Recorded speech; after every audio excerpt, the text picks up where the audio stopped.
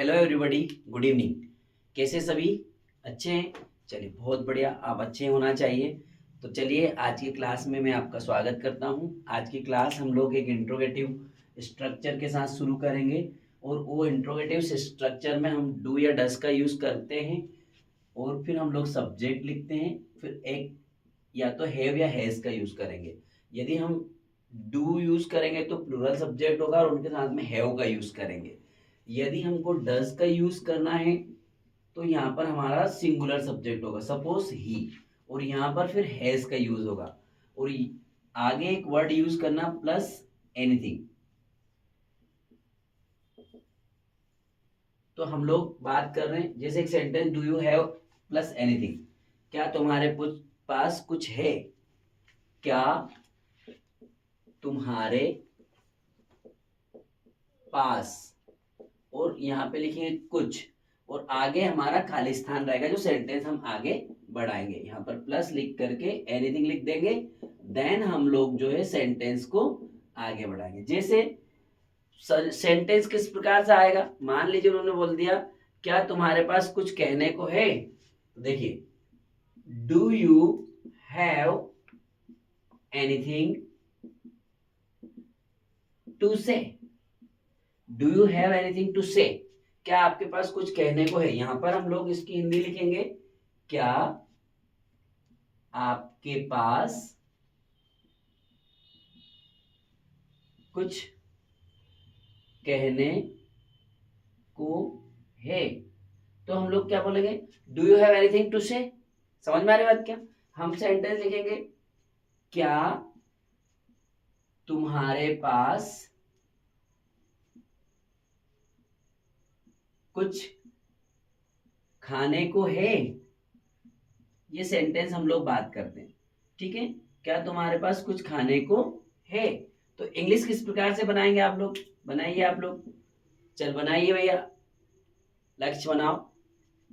Do you, very good, have, do you have, आगे लिखेंगे आप anything.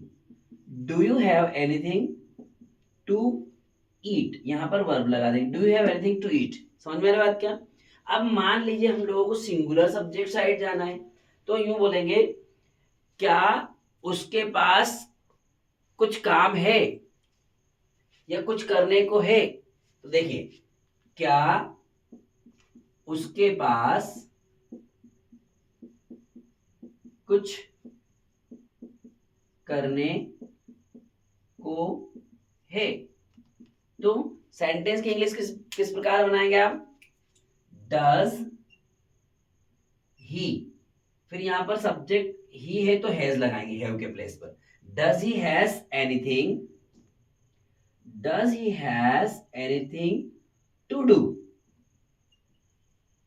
Does he anything to do, क्या उसके पास किसी की मदद करने को कुछ है। तो इंग्लिश क्या बनाएंगे आप, डज ही हैज एनीथिंग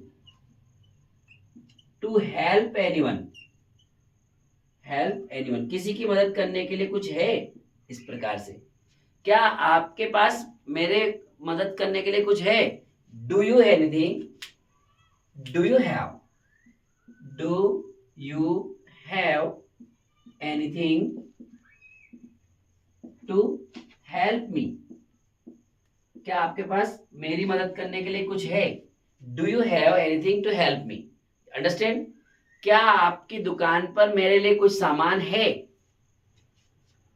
क्या आपकी दुकान पर कुछ है, इतना सा लिख दीजिए। चलिए, तो do you have anything on your shop, understand.